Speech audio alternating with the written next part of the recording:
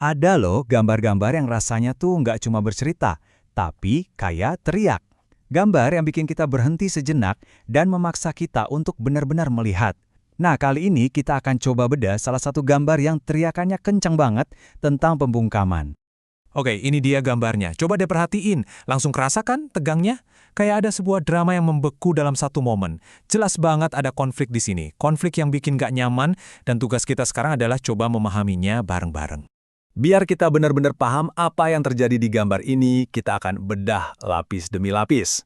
Kita mulai dari aksi utama yang jadi jantung dari keseluruhan visual ini. Inti dari semua ini, ya satu kata yang kita semua tahu, sensor. Tapi di sini, kita nggak cuma baca definisinya. Kita lihat langsung wujud fisiknya yang ya bisa dibilang brutal. Ini adalah penggambaran mentah tentang sebuah suara yang dipaksa untuk diam. Oke, kita mulai analisis kita dari siapa dulu. Tentu dari tokoh utamanya, sang jurnalis. Orang yang suaranya sedang direngut paksa. Coba deh kita fokus ke ekspresinya. Lihat matanya, itu udah ngomong semuanya kan? Nggak ada yang ditutup-tutupi. Ini emosi yang benar-benar murni yang berhasil ditangkap oleh si seniman. Kalau kita jabarin lagi nih, apa aja yang kita lihat dari matanya itu? Pertama, jelas ada keterkejutan. Kaget karena diserang tiba-tiba. Terus ketidakberdayaan, karena dia nggak bisa melawan. Ketakutan juga pastinya. Takut dengan apa yang akan terjadi selanjutnya. Dan yang paling utama, kita seolah-olah lagi nonton langsung detik-detik saat suaranya, alat kerjanya, hilang begitu saja. Dan inilah hasil akhirnya. Diam, satu kata yang merangkum tujuan akhir dari semua tindakan agresi ini. Sebuah keheningan yang dipaksakan. Oke, dari si korban. Sekarang kita geser fokus kita ke karakter kedua. Siapa lagi kalau bukan sang pelaku pembungkaman itu sendiri? Kita coba pahami peran dia di sini. Perhatiin deh, detail visual dari sosok ini. Tangannya besar, dominan, sampai nutupin hampir seluruh wajah jurnalis. Posturnya agresif, ekspresinya penuh tekad sekaligus marah.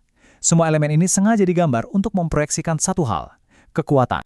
Nah, ini dia poin pentingnya. Tindakan ini bukan sekedar berantem biasa di jalanan loh. Ini adalah simbol. Simbol dari bagaimana mekanisme kekuasaan bekerja. Sebuah penegasan dominasi melalui intimidasi fisik yang blak-blakan. Dan inilah lawannya.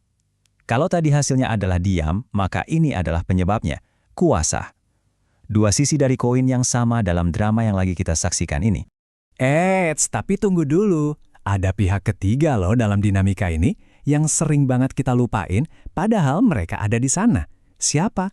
Ya, sosok-sosok di latar belakang itu. Mereka sengaja digambar buram. Wajah-wajah mereka nunjukin kecemasan. Kira-kira kenapa ya dibuat kabur begitu? Apa ini melambangkan ketakutan mereka?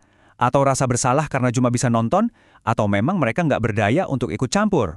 Mereka adalah para saksi, dan peran mereka di sini sama pentingnya. Pertanyaan ini mengubah cara kita melihat gambar ini. Kita udah bedah satu-satu komponennya, sekarang kita coba pahami pesan yang lebih besar. Sebenarnya, pertunjukan kekuatan ini ditujukan untuk siapa? Mungkin jawabannya ada pada para saksi itu sendiri. Nah, sekarang waktunya kita sambungin semua potongan puzzle yang sudah kita analisis. Kita coba simpulkan, kenapa sih gambar ini begitu kuat dan penting maknanya? Disinilah letak pertarungan simbolis utamanya.